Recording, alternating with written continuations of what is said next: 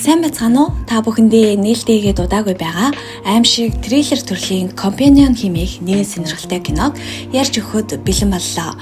Сувгтаа лайк болон сабдарч дэмжихээ битгий мартаарай. За ингээд кинонд орцгоё.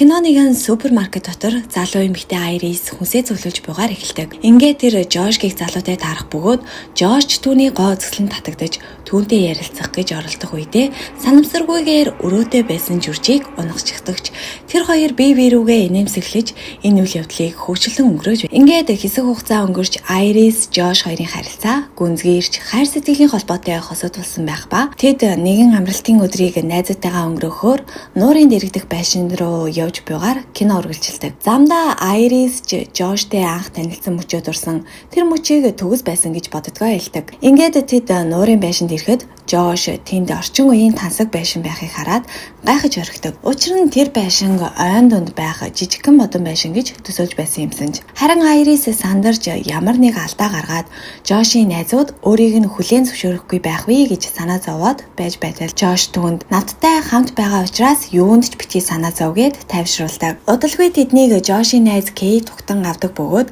Айрисийг тийм ч халуун дотноор хүлээн авсангүй. Ингээд тэд байшингийн эргэн тойронтой танилцаж мөн Эли болон түүний найз залуу Патрик мөн Кейтийн найз залуу Сергей хоёртой танилцав. Гэвч Кейт Сергей хоёр хачирхалтай айшилж байгааг Айрис анзаараад нэг л тухгүй байдалтай байгаад байлаа. Ингээд оройн цаг болж Патрик өөрийн хайр дурлалын түүхийг хуваалцаж Элитэй хэрхэн танилцсан талаарх сэтгэл хөдлөмж түүхээ ярьж өгдөг. Айрис энэ түүхэнд нь бүр автаж өөрийгөө их л адилхан мэт санагдаж байлаа. Кейт Сергейг хариуцлагагүй залуу бөгөөд өөрт нь тийм ч их таалагддаггүй. Мөн Айрист муу сандаггүй ч гэлээ түүнийг өөр нэгэн орлох боломжтой гэж боддог учраас л түүнтэй таагүй харьцаж байгаа юм гэж хэлдэг. Удалгүй тэд бүгд бүжиглэж баяр хүртэй байх үед Айрис Жошийг Кейттэй ойртож буй мэт мэдрэмж авч хайртай залууга түүнээс холдуулахыг хүсээд Жошийг өрөөндөө дагуулan цагийг хамтдаа өнгөрүүлж түүнтэй хязгааргүй их хайртайгаа харуулсаар байлаа. Маргааш өглөө нь Айрис Жошоос нуур харахаар хамтдаа явахыг хүсэх боловч Жош баг зэрэг ядраад байгаа тул амрах хэрэгтэй байна гэж татгалцснаар Айрис ганцаараа нуур руу явдаг. Тэр хэсэг хугацаанд нуурын үзэмжийг ширтэж байснаа халаасандаа хутгатай явж байгаагаа сандаг. Гэтэл гинэт Сергей гарч ирэхэд Айрис түүнийг хараад буцахыг хүсэх боловч Сергей түүнээс өөртөө нь хэсэг хамт байж болох уу гэд нарны дос дүрхэж өгөхийг гуйдаг. Айрис ч дуртай дургүй зөвшөөрөөд түрхэж өгч байтал гинтэл тэр Айрисыг тэрвэрч аваад янз бүр болоод эхэлдэг. Айрис түүнээс болооч гэж гуйсан ч Сергей үргэлжлүүлсээр байдаг. Аргаа барсан Айрис ойролцоох байсан шилийг аваад түүний хүчтэй цохон аргаж түлхэж орхитол Сергей газар дунаад толгоогоороо чулуун мөрөгчхөв. Тэгээд бөөн уур болоод босч ирээд шууд л Айрисыг хүзүүгээр нь дагалзуурдаад дараад авдаг. Гэтэл Айрис яран халаасны хутаа гаргаж түүний хүзүүдэн дүрээд амийг нь хөнөөчхөв. Тэгээд бөөн цуснууж болсон байдалтай нуурын байшин руу буцаж иртэл нөгөө хэдэж бүр шок. Жош түүнээс болсон явдлын талаар тайлбар өгөхийг шаардтал. Айрис бүхнийг нэг нэгэнгүй ярьж өгөөд сүүлд нь би энэ бүхнийг чиний төлөө хийсэн. Чамайг дахиж харахгүй болох вэ гэж айсантаа л гэдэг. Жош үүнийг сонсоод түүнд унтрахыг тушаахад Айрис ч нүдэн цагаан болоод унтраад өгөв. Ингэснээр тэр робот хамтрагч болохыг нь илчлэгддэг. Тэгээд Жош Айрисыг хүлж цаашид яах их талаараа бусдаагаа зөвлөлдөж байгаад Элид хандан одоо цагдаад мэдэгдгээс өөр арга зам байхгүй боллоо л гэдэг. Удалгүй Жош Айристтэй салах эс гүйцэтгэхийн тулд өөрийг нь хэсэг зуур ганцаарнгийн орхихыг хүслээ. Тэгээд Айрисыг дахин асаатал тэр сэрмэгцээ юу болж байгааг ойлгохгүй хэсэг алмаар нь. Айрис ч нэлээд айсан байдалтай түүнд бүхнийг тайлбарлахыг хичээж энэ нь өөрийгөө хамгаалахын тулд л байсан гэдгээ давтан хэлдэгч Жош харин түүнийг анхааралтай харж байгаад түүнд хандан би чамд итгэж байна. Яагаад гэвэл чи худлаа хэлэхээр програмчлагдаагүй гэтэл Айрис энэ үгийг сонсоод бухимдаж эхэлдэг. Тэр өөрийгөө жирийн хүн шиг ой санамжтай гэж маргах боловч Жош түүнийг зогсоож чиний ой санамж бол зүгээр л урьдчилан програмчлагдсан. Чамд нэгэн төрлийн амьдралын түүх байгаа юм шиг санагдуулахын тулд зориудаар суулгасан зүйл гэж хэлнэ. Мөн тэр уцаа гаргаж ирээд Айрисыг хэрхэн удирдах чадхаа үзүүлэхэд Айрис ч итгэж ядан цочрол орно. Тэдний анхны уулзалт хүртэл цохиомол дурсанж байсан бөгөөд түүнийг анх хасаах үед нь суулгаж өгсөн байв. Тэр түүнд тэдний харилцааны гарал үүслийг тайлбарлаж, Empathics хэмээх компани түүнд роботыг хайрцагт хийж хүргүүлсэн тухай ярьдаг. Iris бол сэтгэл зүйн дэмжлэг үзүүлэх робот бөгөөд хэрэглэгчийнхээ хүсэл сонирхол тохируулан өөрчилж болдог. Мөн оюун ухаанаас нь эхлээд арсны өнгө хүртэл хүснээрээ тохируулах боломжтой. Харин түүнийг өөрийн болохын тулд зүгээр л хайр сэтгэлийн холбоо үүсгэх хэрэгтэй бөгөөд ингэснээр робот эзнийхээ хүслийн дагуу үйлчилж бүхнийг хийгч хүн болон амьтны амь насанд аюул учруулж чадахгүй байхаар бүтээгдсэн байв. Iris хайр сэтгэлийн холбоо үүсгэсний дараа эзнээсээ 3 алхмын өмнө зогсохыг хүсэж түүний нүрийг сканерцснаар уг дурсамж бий болсон байв. Гэтэл Кейт өрөөнд орж ирээд Жош тандан роботоо унтраа гэж хэлэхэд энэ үг нь Iris-ийг айд давтуулж тэрээр өөрийгөө бүрэн устгах аюул нүрснийг ойлгодог. Жош Кейттэй хамт гарч Iris-ийг бүрмөсөн унтраах тухай ярилцаж эхлэв. Гэтэл энэ бүхэн нь анхнаасаа урьдчилан төлөвлөсөн ажил байж таархан тэр. Тэд сэргээгээс хулгай хийхээр төлөвлөсөн бөгөөд энэ ажлаа биелүүлэхийн тулд Iris-ийг ашигласан нь энэ байж. Манай Iris ч хөөрхий аюулд орсноо ухаарч өөрийгөө чөлөөлөх гэж тэмцэж эхэлнэ. Жош түүнээр эргэн ирэх хүчит тэр түүнийг цохиж унгаагаад цухтчихдаг. Тэр мөн өөрийг нь удирдах төхөөрөмжийг ч авсан байлаа. Удалгүй Жош ухаан орж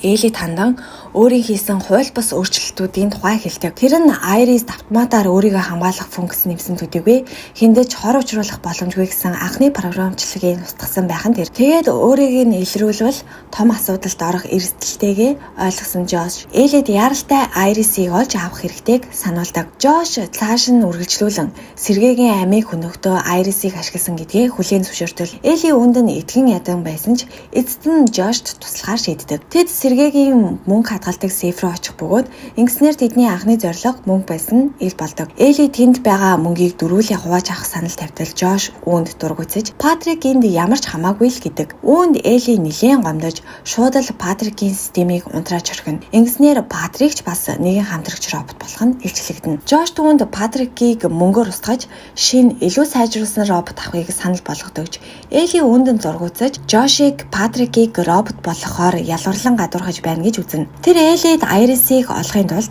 $4 сая санал болгодогч Iris аюултай байж болзошгүй гэж айсан Элли Сефнес буу гаргаж аваад Патриктэй хамт түүний араас хөөхөр болов. Iris ч ойроо цухтаж байхдаа удирдлагын төхөөрөмжөө ашиглан оюун ухаанаа 40%-аас 100% хүртэл нэмэгдүүлдэг. Энэ үед нөгөө хэд Iris-ийг олж унтраахын тулд хоёр хэсэг болон хуваагдахаар төлөвлөдөг. Элли Жошийг Кейттэй дотн харьцаанд орж байна гэж андуурч төрөлцдөг. Энэ хооронд Iris хэрхэн аюулгүйгээр цухтах талаар бодож эхэлнэ. Тэр эхлээд зам руу гарч тусламж хүсэх талаар боддогч цустай хувцас нь хүмүүсийг айлгах болно гэж үздэг. Дараа нь нуурын байшинд буцаж очиод хуцаа солих санаа төрдөгч тэнд Жош байж түүнийг алах эрсдэлтэй гэж үзнэ. Эцэст нь тэр өөр арга бодож олдох нь мөрөө баллаж буцаж нуурын байшинд очин Жошийг өөрөө жолооддаг машинаар зүхтах байлаа. Гэвч яг хөдөлгөөс өмнө тэр ойрхон хөлийн чимээ сонсоод хурдхан нуугдтал Элли Патрик хоёр байв. Iris ч чимээгүй тэр хоёрын яриаг сонстол Патрик Элли тандан өөрийгөө робот гэдгээ олж мэдснээ хэлдэг. Тэрээр Халлоуины үдшилэг дээр анх уулзахдаа Эллитэй маш хүчтэй холбоо үүсгэснээ дурсахад Элли ч түүнд үнэхээр хайртайгаа илэрхийлж хизээч түүнд Iris болсон шиг муухай зүйл тохиолдохгүй гэж амлана. Патрик ч үүнд дуртай байгаагаа хэлж өөрийгөө робот гэдгийг ойлгосон ч юу ч өөрчлөгдөхгүй л гин. Ингээд тэд бэбинээ хизээж орхихгүй гэж амлан үнсэлзэн. Гэтэл энэ мөчөд Iris-ийн утас дуугарч түүний байршлыг илчлэхэн тэр. Элли бууга барин түүнд ойртох гэсэн ч Iris амь тэмцэн цухтаж Элли түүнийг хөөх үед хоёул толготын уруу өнхөрч унав. Дараа нь тэд бууны төлөө тэмцэлдэх боловч харамсалтай нь тэр үед Элли цээжиндээ будуулж амь өргөддөг. Iris ч цочирдон уучлалт гуйсаар цааш цухтахад Патрик харин эзэн бөгөөд хайртай хүнээ алдаж уй хашууд автна. Iris нуурын байшинд гүйж ирээд Жошийн өөрөө явагч машинд яаран суухад Жош түүнийг зогсоохыг оролддог боловч хаалганд хуруугаа хавчулж хана. Iris машиныг асаах гэж оролцсон ч дуу хоолой нь танигдсангүй. Тиймээс тэр дуу хоолойгоо өөрчлөх төхөөрөмжөө ашиглаж Жошийн хоолойг дуурайлганд дуурах хэрэгтэй боллоо. Энэ зур Жош цонхыг нь хаглах гэж нэлээд хүчтэй шармайлт гаргаж байх боловч эцэст нь Iris амжилттайгаар Жошийг хоолой хулбарлаж машиныг асааж чаддаг. Тэгээд тэр машинда гэртээ хүрэг гэж тушааж хүнлэн явж эхлэх үедээ Жошийн хөлийг дайрч орхив. Жош хурдхан байшин руу гүйж орон Хуцаа аваад машиныг хулгайд алдагдсан хэмээн мэдэгдтэл машин зам дээр автоматар цогсон Айрис дотор нь гацчихсан байж байтал Жошиос дуудлага ирээд хоёулаа буцаад хамтдаа бай. Би чамд хайртай хэвээрээ. Бид эргээд хамтдаа байж чадна энтергээл баахан худлаа ятгадаг. Гэвч Айрис Жоштой албан ёсоор салж байгаа. Мөн тэр хоёр өөрсдийн замаар явж байгаа учраас харилцаа нь үргэлжлэх боломжгүй гэж үздэг. Ингээд Жош ойроо гүйж Элигийн цогцын хажуу суух Патрик дээр ирээд түүнд хандаж Айрисыг олж миний төхөөрөмжийг эргүүлж авчир гэж тушаахыг оролддог боловч Патрик хөдөлгөөнгүй суусаар л байлаа. Үүнд уурламж бухимдсан Жош Элигийн хуцыг ашиглан Патрикийн төрөнгийн байдлыг 100% хүртэл нэмэгдүүлчихдэг. Дараа нь Патрикийг дахин ачаалуулж түүнтэй хайр сэтгэлийн холбоог шинээр үүсгэн бүрэн хяналтандаа авна. Ингээд тэр Патрикт Айрисыг олж ажиллагаагийн цогсоох тушаал өгдөг. Энэ үед Айрис ч машин дотроо төгжигдсэн хിവэр байх бөгөөд тэр хөлөөрөө цавхыг хахлах гэж оролдон эцэст нь хагалж чаддаг боловч тус нутгийн цагдаа болон Хендрикс түүнийг олж харан шалгахаар төхөж ирнэ. Айрис асуудалд орохыг хүсээгүй тул дуу хоолойныхоо тохиргоо герман хэл рүү өөрчлөөд Хендрикс түүнтэй ярилцахад төдийлөн ойлголцож чадахгүй байв. Гэвч тэр машин дотор байгаа цутай хутгийг олж хараад Айрисыг тэр дорн бариад авдаг. Гэтэл Патрик гинэт гарч ирээд Хендриксийн бүг булаан аваад хэрцгийгээр зодон амиаг нь хөнөөчгдөг. Дараа нь тэр Айрисийн удирдлагыг авч түүнийг бүрэн унтрааж орхино. Ингээд Патрик цагдаагийн машиныг унтрааж гэртээ эргэж ирэв. Тэрээр Хендриксийн цогцыг мөн авчирсан бөгөөд Айрисыг ч бас даваалан ирсэн байдаг. Хендриксийн цогцыг харсан Жош, Кейт хоёр ихэд гайхан цочирдож энэ бүх алхуудын дараа залхсан Кейт мөнгөний талыг аваад цухтахыг хүсв. Жош түүнийг болиулахыг оролцсон ч Кейт сонсхийг хүссэнгүй. Жош мөн өөрийгөө роботуудаа удирддаг шиг түүнийг захирч чадахгүйг ухааржээ. Ингээд уурлаж бухимдсан Жош Патрикт Кейтийг цогсоохыг тушаадаг. Өнөөх нь үнэн хэрцгий шууд л Кейтийн араас нь хутгалаад авдаг. Жош үүнд нь үнэхээр цочирдов.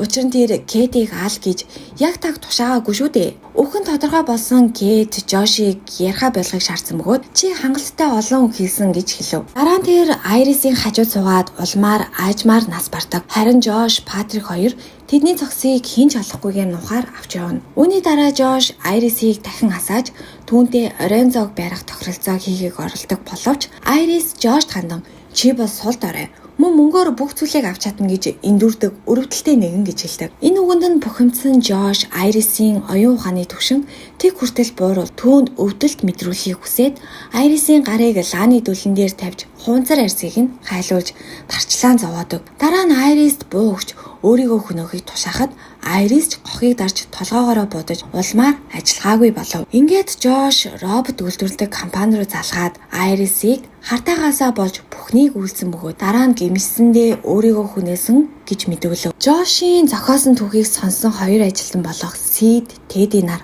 уг хэргийг шалгахаар болоход Жош Патрикийг цагдаагийн дүрд хувирган хэрэгт цагдаа нар оролцож байгаа мэт дүр үзүүлэхийг хичээдэг. Гэтэл Сид Айрисийн дотоод санах бай биенийхэн төв хэсэгт хадгалагддаг тул түүний харсан дүрслэлийг тоглуулж үзэн хэрэгт дүн шинжилгээ хийх боломжтой болохыг хэлтэл үүнийг сонсоод Жош өөрийнх нь бүх худал хуурмаг зүйл хэл болох нь гэж айгаад Патрикт тэдний хөнөөхийг тушаадаг.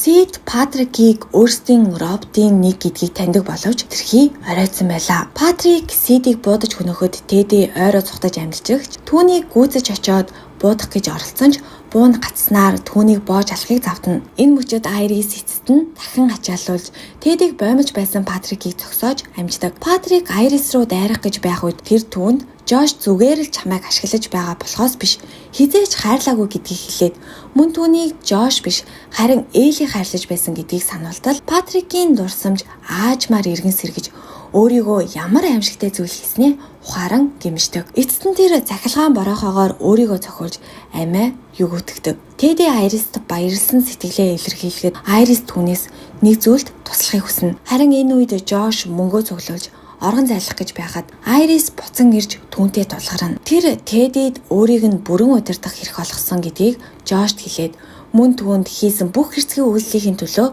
Жош руу буугаж эхлүүлтэл Жош Айрисыг өөрийг нь буудахгүй гэж бодон гинэт дайрч бууг булаагаад авчихдаг. Тэр буугаараа Айрисыг будаж толгойг нь гимтээгээд түүнийг бүрэн хянаж чаднаа гэж итгэх болов Айрис тайвнаар сайхан амраарай Жош хэмээгээд цахилгаан өрмийг түүний толгойн зон тархийг нэвтлэн амийг нь хороодог. Ингээд бүх зүйл дууссаны дараа Айрис гараасаа хайсан арьсуудыг хуулж дотор нь байх робот гараа ил гарган өөрийн жинхэнэ мөн чанараа ойлгож сэргээгийн мөнгийг авч машина жолоодон явж одно. Замдаа өөртөө нь яг адилхан харагдах нэгэн роботыг олж хараад түүн рүү инээмсэглэж төмөр гараан өргөнд аллахад нөгөө робот гайхсан ч түүн рүү харж инээмсэглэнэ. Айрис одоо үнэхээр эрх чөлөөтэй болсноо мэдэрч сэтгэл хангалуун замаа үргэлжлүүлснээр энэхүү кино маань төгсдөг. За ингээд кино маань таалагдсан бол та бүхэн сувгтаа лайк болон subscribe дарж дэмжихээ битгий мартаарай.